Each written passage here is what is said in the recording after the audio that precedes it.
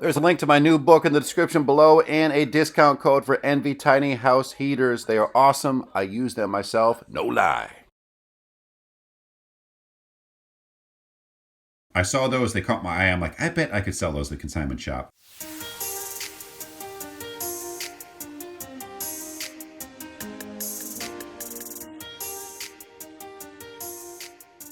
Hey, what's up, guys? Deek, RelaxShacks.com, here with another kind of slightly offbeat video to talk to you about the hustle. Because all of us out there, whether the economy is good or not, we're always trying to make a buck to get by, to feed our kids, to pay for our homes, whether they be tiny or large. And there are a number of ways to do that. And I myself haven't worked a regular 9-to-5 job really ever. I've worked all my life very odd jobs, from being a radio DJ at night to a home inspector, kind of making my own hours, to doing freelance artwork, this, that, and the other thing. In fact, I got a couple weird projects coming up, some of which I will film. Someone sent me this vintage Atari, and I do a lot of graffiti work, and they want this graffiti-ized. Is that a word? Graffiti-ized. That's not a word either. So I'm going to be covering this, careful not to mess up the controls and such, but doing all crazy artwork and creatures and robots on this for somebody and then mailing it back to them. Did a bunch of skateboards recently for Tiny Industrial, a shop on Etsy. They'll be selling those soon as the lamps. That was kind of fun. I'm working on some graffiti jewelry. It's all based on a lot of stuff. It's based on reuse, basically, which is another thing we cover at our workshops. If you're into the tiny house building stuff, Joshua Tree, May 1st through the 3rd, we are building a cabin together. Check it out. All the information is down below. Also looking for some sponsors for an upcoming filming run for this channel. We have 500 something videos now. If you ever want to sponsor any of these, have a shout worked in, you can email me in the description. The info is all down below.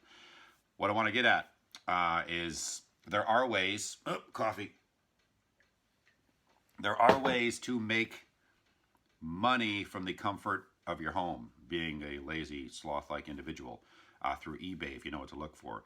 Buying stuff, having it delivered right to your doorstep. You know, I could be doing this video not even wearing pants. If the camera was cropped up a little higher, you wouldn't know, and I could be making money from my home.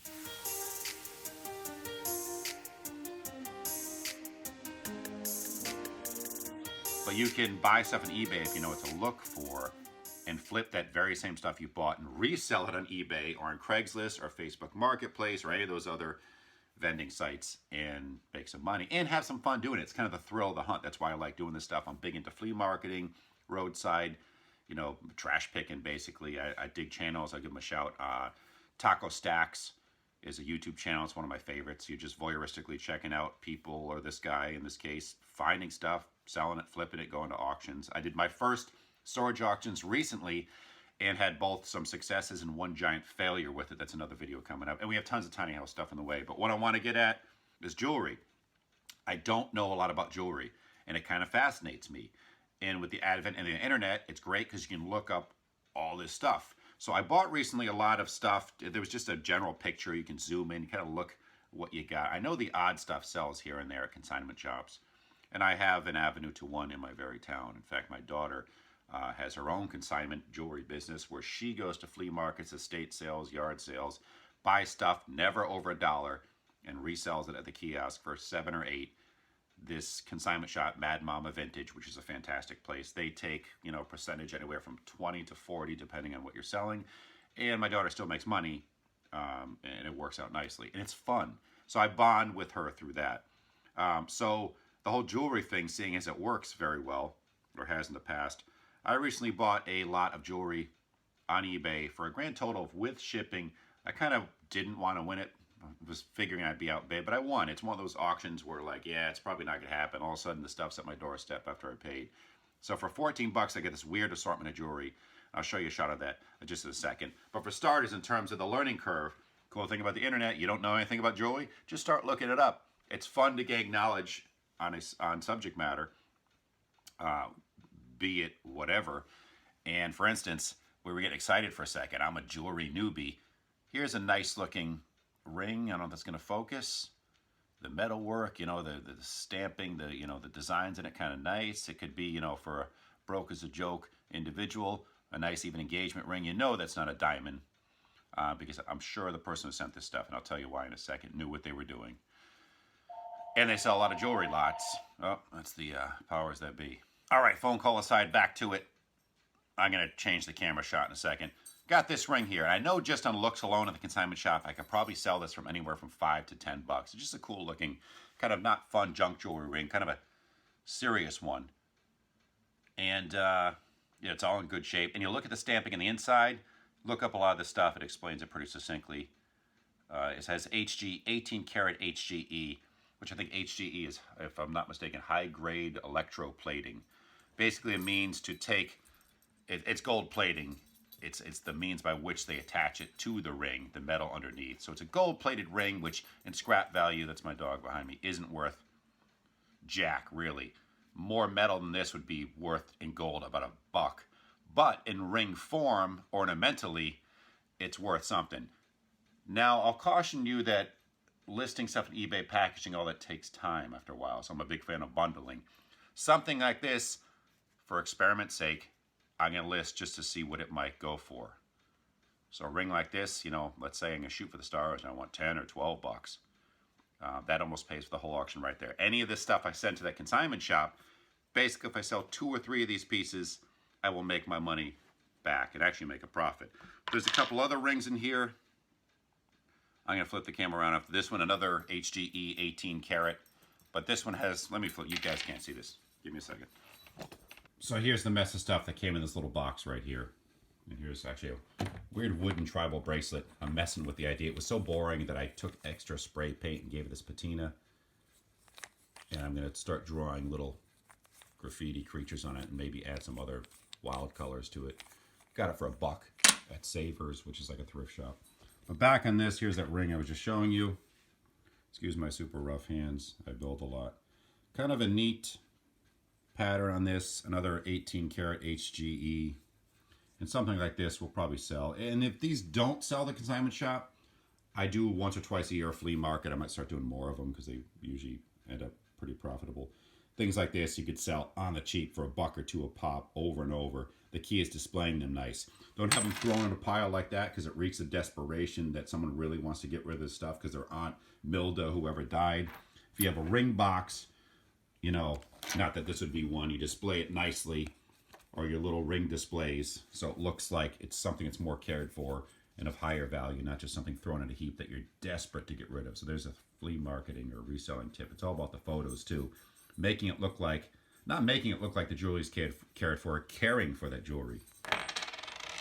So you can hear a lot of jingling in the background. My dog's scared of something. I don't know if the mail person's coming. A bunch of hat pins. I don't know much about hat pins, but there's some interesting ones here. Unfortunately, they have initials on them, which makes them less sellable. And I don't know. These would be something I would sell in a lot. The cool thing is, in here, this one is a mushroom. So I looked up for the heck of it, mushroom hat pins, and there are quite a few of them that have sold for like, ones that aren't even as neat as this, for like 15 bucks. So I'm going to sell these hat pins together. I'm guessing some of these just aren't worth anything, the initial ones, but I figure if someone just wants the mushroom one, they end up with a bunch more hat pins kind of as a bonus, and it might be more sellable in some ways. So that's kind of neat. There's a bunch of just chains, and I bought these because I often find things I can make into jewelry pendants. We're going to experiment with taking some vintage tiny Lesney and Matchbox cars and drilling through them, or, you know, beads, whatever. Take things that are everyday, ordinary, vintage items and make them into the pendant for jewelry. So there's a lot of these little packs. I can make use of those. I think when I did the math dividing everything, I paid something like 30 cents per piece of jewelry. Over here, this is what kind of caught my eye. They're almost, I don't know, Egyptian looking or alien looking. I think the listing, I might use both those terms because I know those attract people. Excuse the dirtiness of my hands. I've been working with concrete a lot lately, and no matter how many times you wash your hands with even that lava, you know, auto mechanic soap, your hands just don't get that clean, or nails. The cross I have to bear. So these are interesting. I saw those, they caught my eye. I'm like, I bet I could sell those at the consignment shop for at least $5 a pair. They're weird. People like that weird stuff. But with the weird, cool stuff comes crap like this. Like, I don't know what this is. It looks like the top of a muffin a second grader made and threw an abundance of sprinkles on top of it. So this is just junk. I would probably lot with something else in one of these little drug dealer looking plastic bags. and sell them real cheap at the flea market or somewhere else, or throw them in as extras at the, not the consignment shop, but online. I found that religious jewelry sells pretty well. I live in a town that's heavily Portuguese with lots of churches, lots of very religious people. So this cross is interesting. I'll put it maybe on one of the chains. Here's another cool enough looking pendant with a stone in it, fake, paste, cubic Z perhaps, probably not even that, it's just plastic. A few heart lock pendants, which these things sell, they're not great. But again, it all adds up after a while, and every once in a while, here's the thing, with abundance of jewelry, you're eventually going to get a score. Most of these might sell for just crap, but there's going to be one of them in there that might fetch you 20 bucks or more, or God knows beyond that. This one looks pretty old, but it's pretty weathered. You know, I could put that in a consignment shop and like put like $5 on it. And to most people, what's $5? My work table's getting so sanded down here. This thing, here's what I also do. This thing sucks. It's boring. It's like this folk art woodworking pendant. I mean, maybe some people like it, but I might take this and instead make it to a funner, a more fun piece, and I have an abundance of spray paint. Spray paint this like some bright robin's egg or electric blue or some kind of color so it really pops and stands out. There's other odd pieces in here. This is just a button. And I took this one. You know, make sure, of course, that some of the stuff isn't like pure silver. But I just started drawing like this eye on it, and I could drill a hole through it and make that a pendant. And it wouldn't sell for much, but you might get a couple bucks for it. It went from a button to something that's a little more unusual, where it has the like the eye of Ra or whatever, Saruman. This thing is brutalist and barbaric. It's like a pendant that's medieval looking. It's made of like wrought iron, it looks like. Pretty heavy duty, but who knows? This might be worth something. The fun of this is you don't know what you're really going to get. It's a grab bag. And things you don't think people will be interested in, turns out they might be, and you find out potentially, or by accident, a whole new avenue of revenue. So more of these bags right here with the chains. This ring's kind of cool. This would fetch a little something. Just as, you know, junk play jewelry alone. The stone's nice. Everything's in good shape. A couple more lockets. These kind of 70s looking swirly, twirly earrings. Not great. Couple bucks for those. I bet sell them. Another stupid cake earring thing. I didn't know I had two of them. So, all right, you could sell those as a pair because someone might dig those. They're almost 70s looking. These are kind of fun. Not sure if it's real turquoise. Not that turquoise is worth that much. But I saw these from afar. I'm like, yeah, boring. But I look closer. They have snakes encircling the turquoise, which to me is kind of cool. There's a lot of people out there, myself included, that are into the whole reptile, almost evil-looking jewelry. And this has that Native American flair because of those snakes that are encircling one another and biting each other's tails, it looks like. There's crap like this. This is just a joke. I don't know. This is like the ugliest thing I've ever seen with it's the Virgin Mary in there.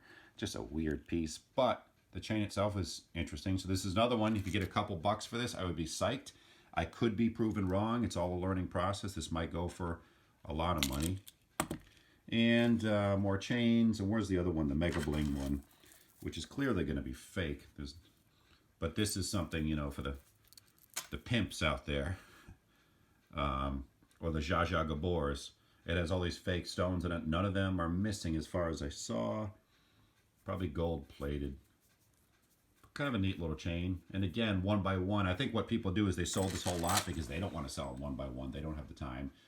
But occasionally when I'm watching TV, drinking a beer, I will start listing a couple of these for the fun of it. I'm never going to get rich doing this, but I usually, almost always, in fact, surprised when this stuff sells and I make a tidy profit off it, thus enabling me to buy new weird lots of coffin-shaped pins. Tie clips? I don't know what this is. This looks pretty old, though. So things like this I will look up. There's always one thing in here that always goes for a good amount of money.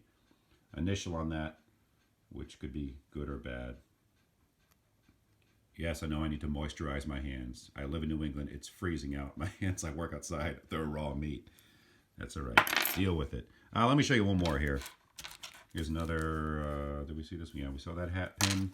And the last one will be, it almost looks like a Jewish star here. So little things like this, in addition to these little like packets of stuff they just wanted to get rid of, but in there is some cool stuff. I can't really see what this thing says, but some of these could be drilled, made into pendants, sold as lots, and so on and so forth. So it's kind of fun to do. This isn't something clearly that's my realm of expertise, but slowly I'm getting better at it. I'm branching out to new avenues of flipping, of revenue, storage spaces recently. You know, I'm still building tiny houses and all that, but this is great for people out there who want to make a little extra income while having fun, because if it's not fun, don't do it.